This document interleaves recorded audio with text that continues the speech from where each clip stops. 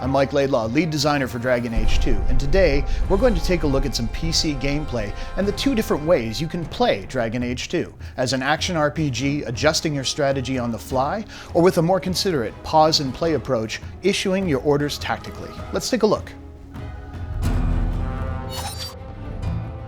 So let's take a look at how Dragon Age 2 plays if you tackle it like an action RPG. If you want to play in real time, you can absolutely do so.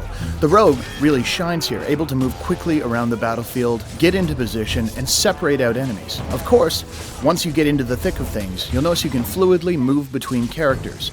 Mages, of course, shine when groups are clustered, while a stealth character can deliver vast amounts of damage from the safety of shadows. And with the enemies torn to pieces, it's just a matter of switching back to Hawk to pick up the stragglers. So you've seen how Dragon Age 2 plays as an action RPG, but what happens if we take the same situation and play it more tactically, pausing to issue orders? Let's find out. With the game paused, let's take a look at our situation. We have enemies that are going to move forward towards Aveline, our tank, so what we'll do is taunt them to ensure they cluster up around her. At the same time, we'll lay down a clever trap using a glyph of paralysis that should hold the majority of them in place. While we're at it, we have two groups of archers in the back, so using both of our rogues, we're going to toss miasmic flasks to stun them, taking them out of the fight for a short period of time as well. The enemy's approaching, they hit the trigger, perfect, they've fallen into our trap like we expected. And now we're able to cut down the back ranks, using our archer to eliminate theirs while they're stunned.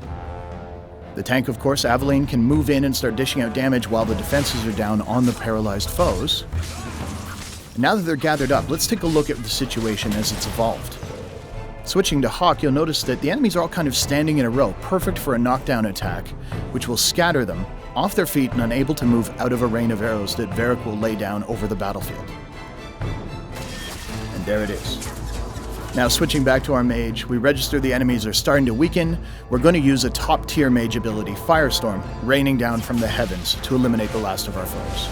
So this is just an example of how a well-coordinated team can deal with an encounter where they're vastly outnumbered. So there you have it. Dragon Age 2 can be played with the smooth, responsive controls of an action RPG, or more tactically, pausing and controlling your actions that way, or of course, any combination of the two. Thanks for watching.